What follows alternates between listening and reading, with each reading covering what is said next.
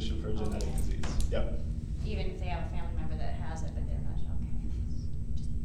Oh, we have cousins. But then they can narrow it down to where the mutation is, and then you can just get that gene sequence, which is much cheaper. Yep. If it's just a single gene. Just a single gene. Yeah, yeah, definitely. Do you all know what the mutation? Yes. Okay. Yeah, so you could do that, yeah. Anything else? Questions about what I talked about? Questions about other things for me? I think I always ask this like every couple of years, but like since Calvin's diagnosis was so long ago now, like he literally was diagnosed 11 years ago now. Yeah. Like I always think maybe it should be redone to see. I know Dr. Van Hope's like, he has this. Yeah. Every time he tells me he has this. Angela. Yeah. I'm with Angela. I'm willing to do some. Well, you know, I just feel like on Calvin's, several mutations were found. Yep. Yeah. So. Yeah. Well, so you're bringing up an interesting point, which is the idea of what's called variable expressivity. So different patients with the exact same genetic diagnosis have different manifestations. So they become symptomatic at different ages, they progress at a different rate, they might have different involvement. Maybe one patient has cardiac involvement, another doesn't, one patient has eye involvement, another doesn't. So that is, we don't know exactly why that is. So part of that is environmental influences. So did you have a particular virus at a particular time that set off these symptoms? But another part of it is what we call the genetic background. So, we feel pretty confident, if we're usually pretty conservative in terms of conveying the diagnosis. Right. And so, if we're conveying a diagnosis with that degree of certainty, I think it's a sure thing. But that doesn't mean that other aspects of the genetics are not pertinent. And so the genetic background, we know, is relevant for modifying the course of a disease. And there's actually, there's a big study going on right now called the Resilience Project. And the Resilience Project is kind of the exact opposite of what I do. So what I do is looking for one genetic change that is the cause of the symptoms of the patient that I'm seeing.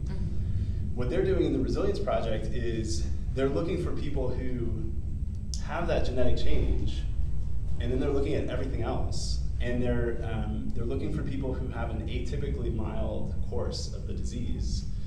And so they look for other genetic changes in those folks that have an atypically mild course of the disease, and sometimes they find something that modifies the course of that disease and gives you a therapeutic target. So this person they have the disease, but they also have this other rare genetic change. And that other rare genetic change knocks out an enzyme that happens to create a metabolite that's toxic in the setting of that other disease. So, but we can only do that when we have large numbers of patients. So you're not only looking for rare diseases, you're looking for rare diseases that have an atypical course. So that's a rare, a small piece of a rare disease. But that again speaks to the need for collaboration and the need to pool resources in the world of rare diseases. So I think that is. So no more testing on it. I know I took that in a little different direction than you were intending, but the point is that the other genetics may be relevant. Right. That's a much harder. That's a harder piece of the puzzle to address. But it is solvable and it is relevant for understanding these diseases better. But it's just kind of a different. It's a different aspect of it than what we typically do.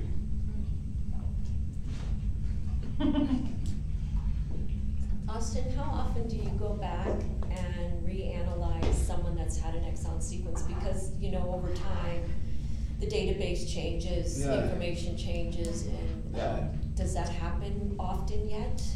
Yes. Yeah. So that's something that I do on a research basis. Okay. That's a big part of what I do in terms of identifying new genetic diseases.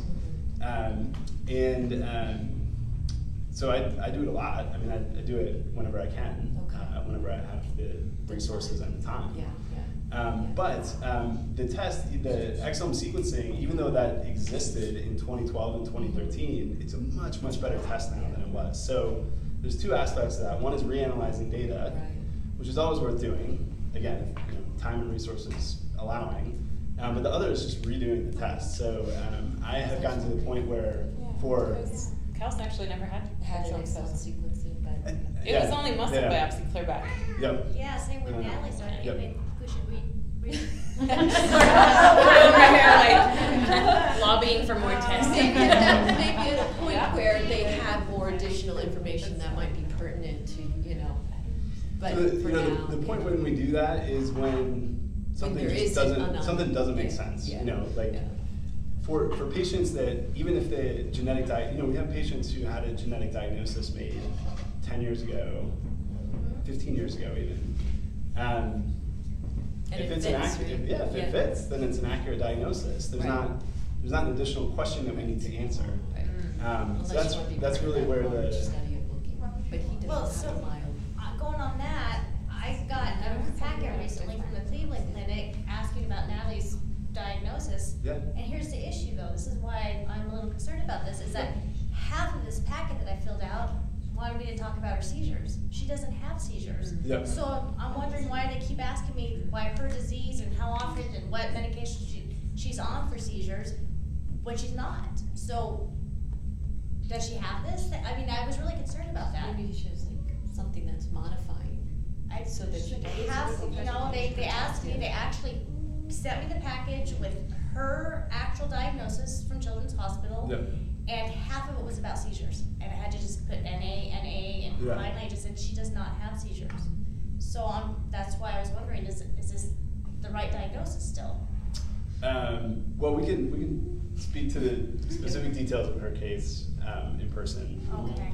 But do all kids have seizures with this particular Well, mutation? she's so rare, I don't know. Oh, okay. I don't know. Okay. My assumption was no, but they asked me so many questions. Oh, I'm now wondering- you're thinking.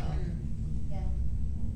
And that's where the modifier things might come into play, like the other mutations, because Cal doesn't have seizures either. Yeah. And typically Lee's They do have seizures, and Cal doesn't, he's never had a seizure. So. But Lee's disease typically does have seizures. When I don't know enough about Natalie's disease, I can't find enough research on it, but my assumption was they asked so many questions about seizures that she should be having seizures, so maybe she doesn't have this. I don't know. We can talk. yes.